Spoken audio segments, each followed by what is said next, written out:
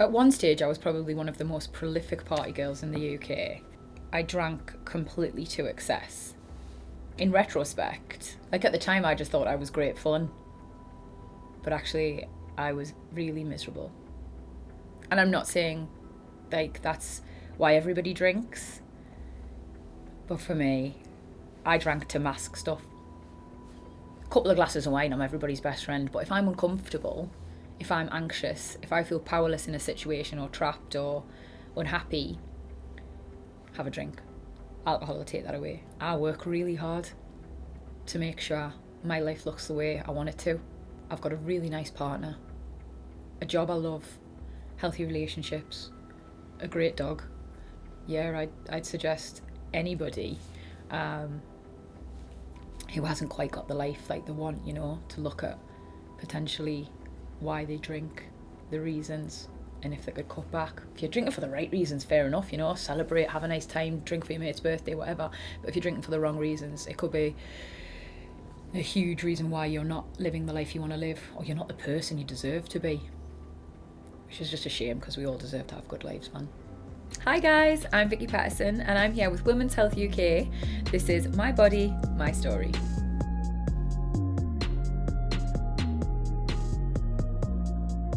I'm actually in a really good place, I'd say, with my health and my body. And I can say that with confidence because for years I wasn't, I was really thin, or I was, slightly more curvy and unhealthy for my body shape, at least my body size. And now I finally got to a place where I advocate for balance, I know I'm not going to be happy if I'm not eating cheese and chocolate sometimes, because a life without those things is a bit crap, if you ask me. But similarly, I know if I eat too many takeaways and drink too many sugary cocktails, I don't feel myself. I'm lethargic. I lose my confidence. I lose a sense of what makes me me. It's taken us a long time to learn that, mind. 35 this year. Am I 36 this year? No, I'm 35. God. I'm really happy, but it has taken us a long time to get here.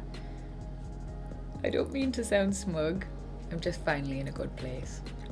I've been aware of my body and my body shape and my body size and my weight and everything from an alarmingly young age.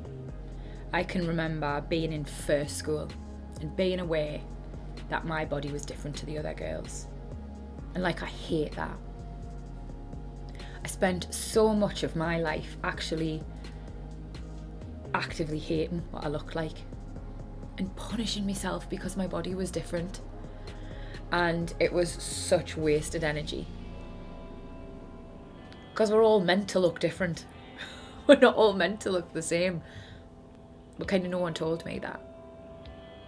There was not really curvy women in magazines. There wasn't gorgeous plus size people on the telly then. There was just really skinny girls. And occasionally, sometimes they had big boobs. That was all you saw, I just remember being fixated and fascinated and desperate to look like everybody else in a way that actually became really dangerous and detrimental to my health. Obviously, there's loads of talk of this waif-like look, this heroin chic, whatever you call it, coming back into fashion. First of all, let me just say, body shapes aren't trends. They're not fashion. Your body shape, whatever you look like, it's not a trend. It's personal to you, it's unique to you, and you shouldn't have to change it just because your favourite celebrity looks different. It's ridiculous. Every body shape should be celebrated. Whether we're curvy, whether we're slimmer, whether we've got great big boobs or itty bitty little titties, we're all lush. We're all beautiful. That narrative is really dangerous. As someone who grew up thinking the only way she could be considered attractive, desirable or successful was to be as skinny as she can be, and experienced everything that comes with that firsthand, hating yourself, never feeling good enough, never really enjoying yourself, never ordering what I wanted off a menu, until I was probably in my late 20s, it scares me. It scares me that there's young children, young women, girls of any age, women of any age who are going to read that. And it's going to affect how they think about themselves, how they see themselves. It just scares me. Like, how did we all forget so quickly how damaging it was? Not only for our bodies and our physical health, but for our mental health. Are we so quick to forget and put our daughters, our kids through the same thing? I don't know when it happens to her, but there's like this point, and it's when you're so young that you stop being so carefree and you become aware of your body. And I just wish we taught young girls that they were beautiful whatever way they were, rather than there's only one way to be attractive, you know. I suppose that's on us as adults, isn't it? Make no mistake, I perpetuated the culture that I dislike so much now, and I do feel a bit guilty. I feel more than a bit guilty. I actually feel very ashamed of myself sometimes. But I didn't know any better. It wasn't like I did a fitness DVD or sold protein shakes or sold fat burners and then went home and laughed that people were buying them. I believed myself that taking these things would make me happy. I believed myself that exercising constantly and restricting my calories would eventually make me happy. I believed that I would finally feel good enough if I reached a certain size. So I wasn't trying to trick anybody, you know. I believed those things myself.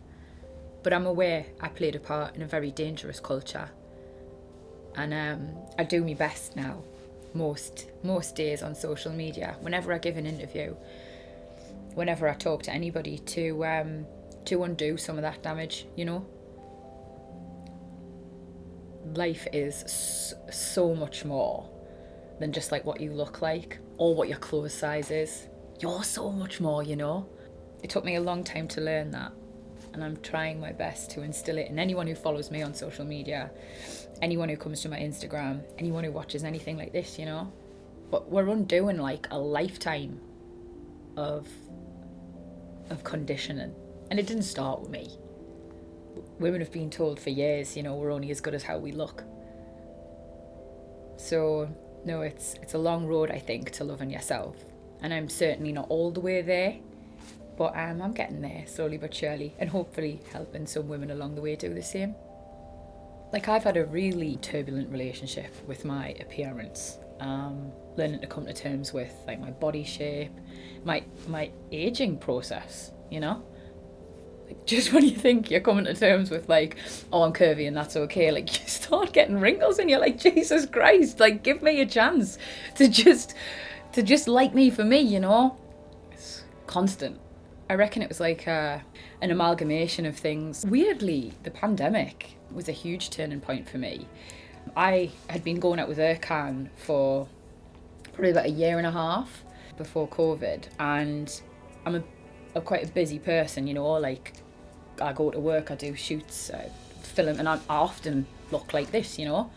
And he'd probably only really seen that quite glamorous, made up, 2 hours in the makeup chair version of me, which of course isn't really who I am. And then COVID hit. He got this like whole different version, like no makeup, no hair extensions, no nails, like no spray tan, no nothing. Just me in my gravy stained pyjamas without my hair brushed, without even brushing my teeth most days. Like every morning he still rolled over and gave us a kiss. He still cuddled up with us on the sofa at night. He still did all the lovely things that he did that made us feel loved and wanted and desired, and all of that he used to do when I had a full face of makeup and a glam team, you know.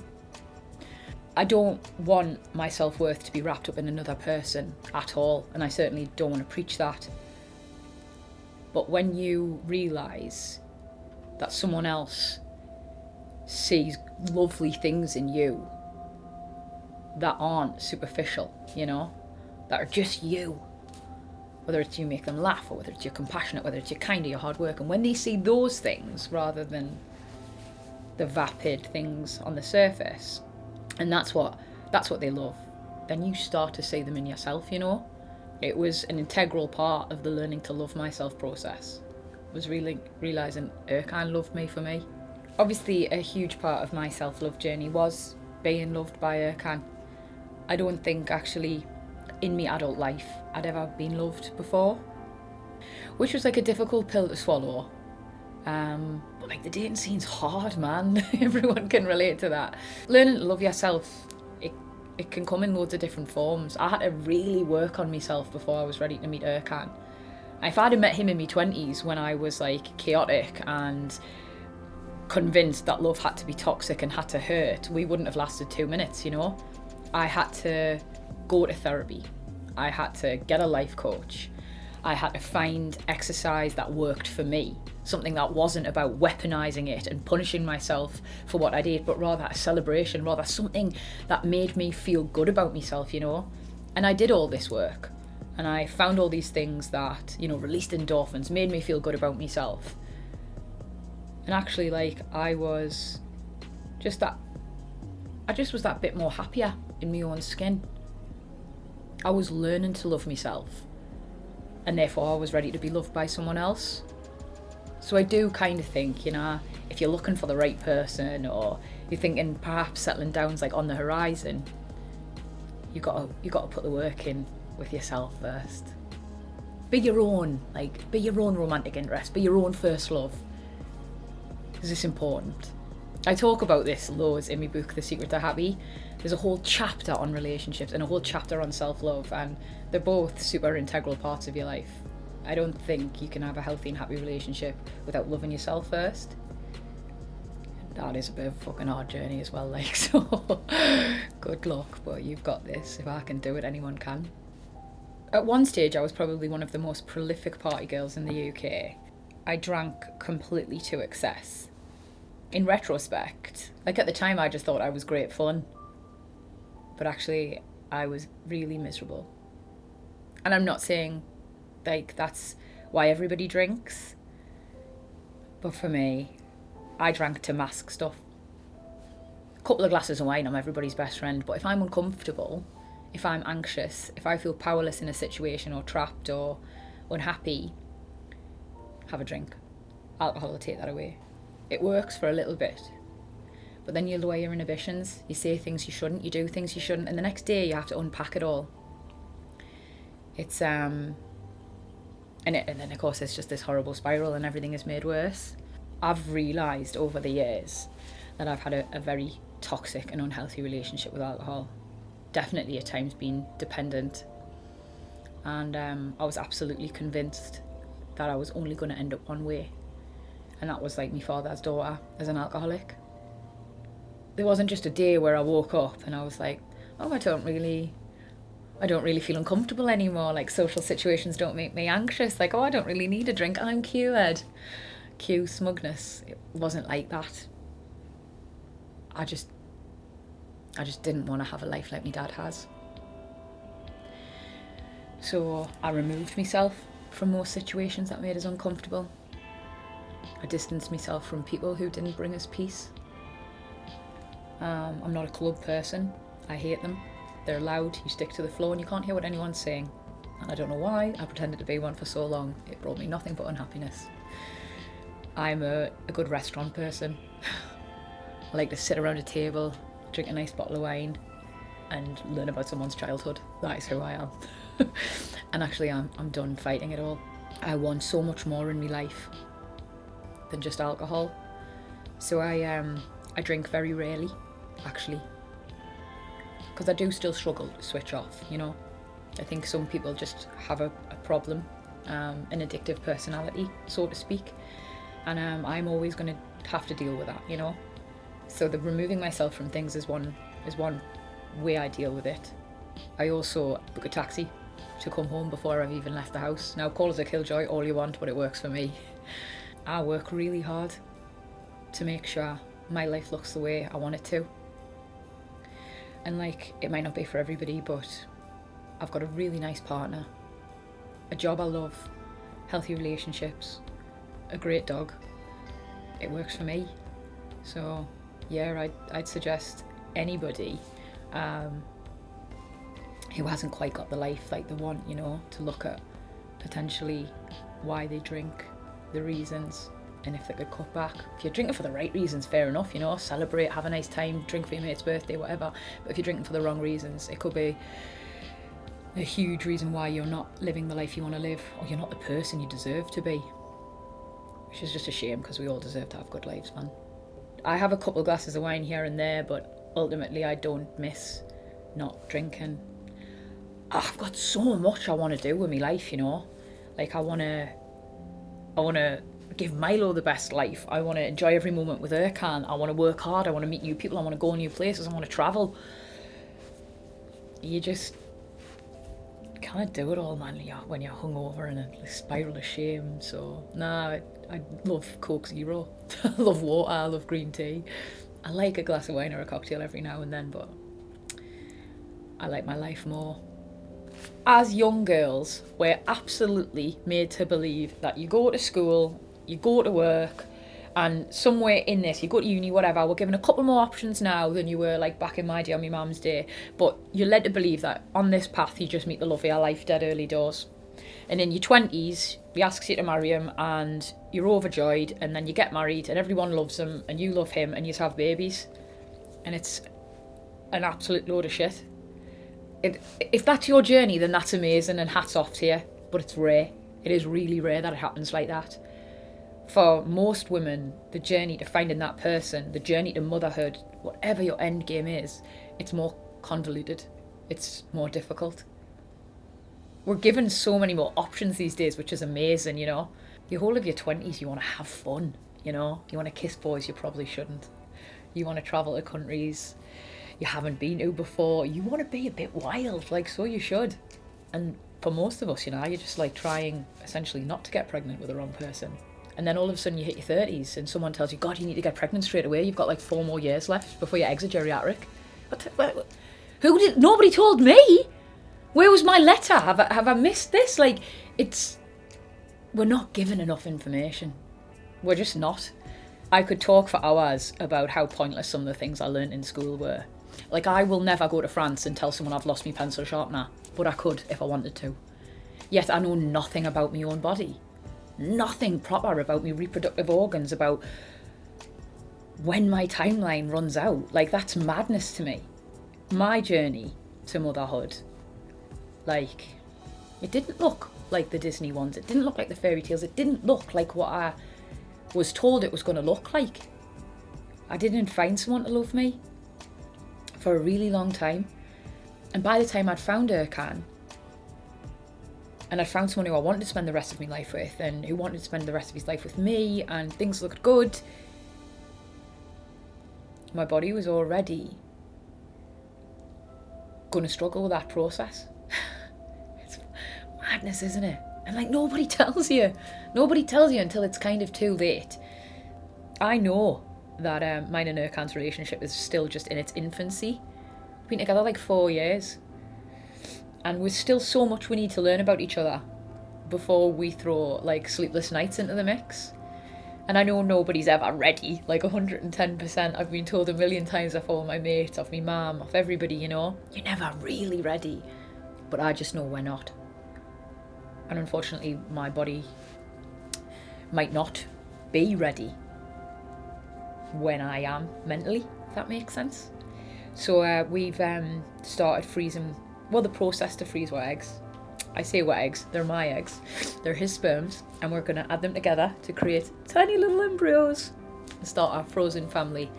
I am also going to keep some eggs just for me, which sounds really, really cold, pun not intended. Who knows what the future holds? I absolutely adore Erkan, and he adores me, but it'd be pretty foolhardy not to protect yourself, you know.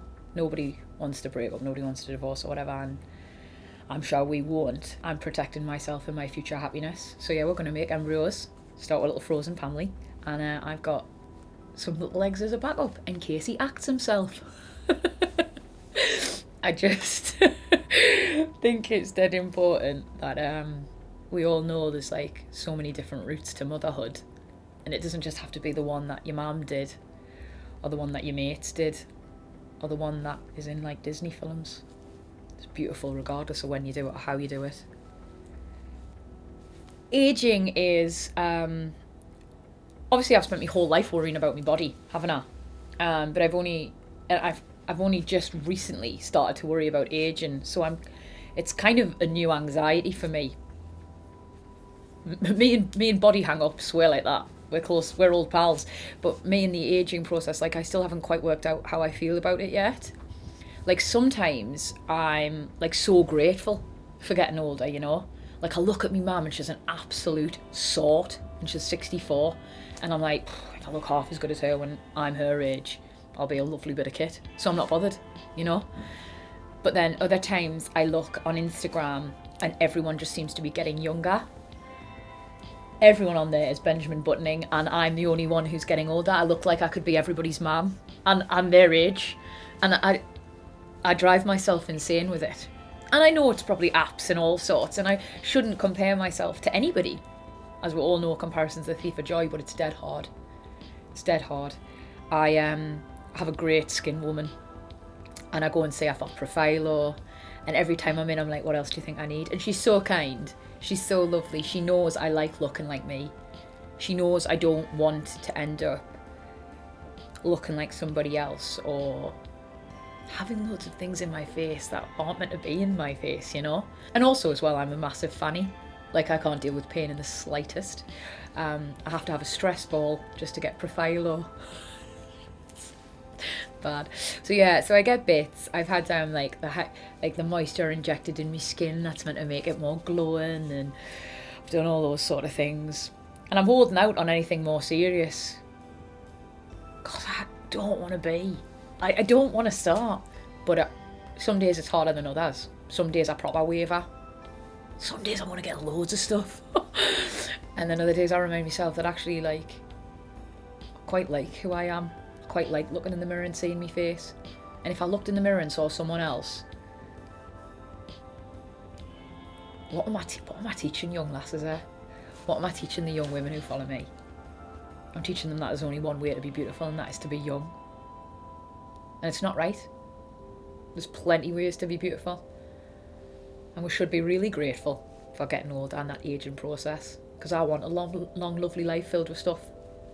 I will hold my hands up though and say I'm not going grey. There's no fucking way I'm embracing the grey. I can't. Michelle Visage looks unreal. Sarah Jessica Parker, absolutely class. I'd look like a witch. I'd look like a witch. So no, I'm not doing the grey hair. I'm due a root touch-up as we speak. So yeah, I'm definitely, I'll hold my hands up there. This is not my natural colour.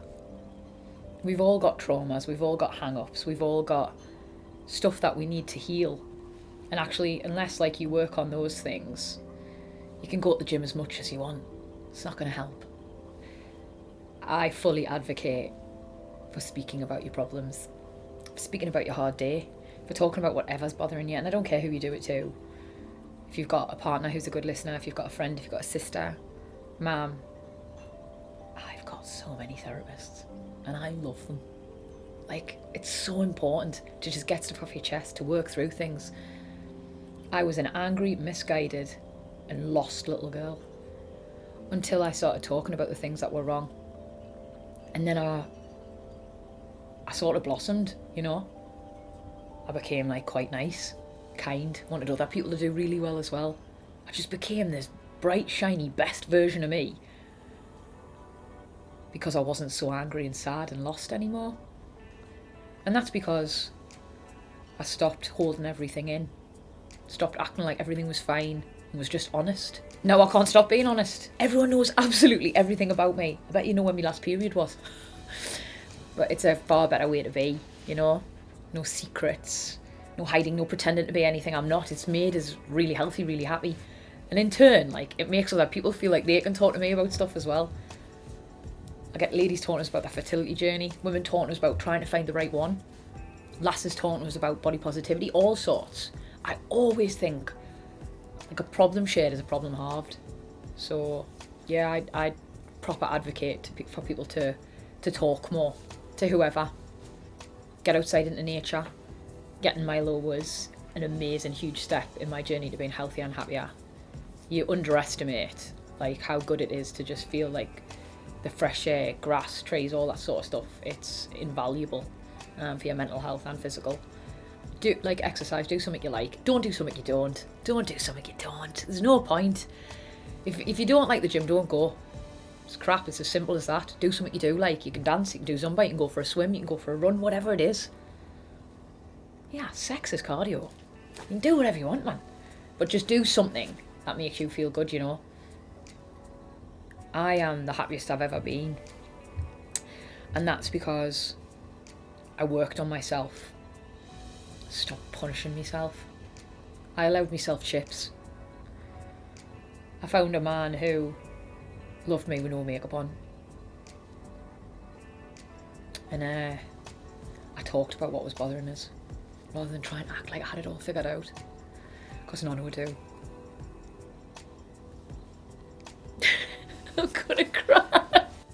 Thank you so much for watching, guys. I'm Vicky Pattison, and this has been My Body, My Story.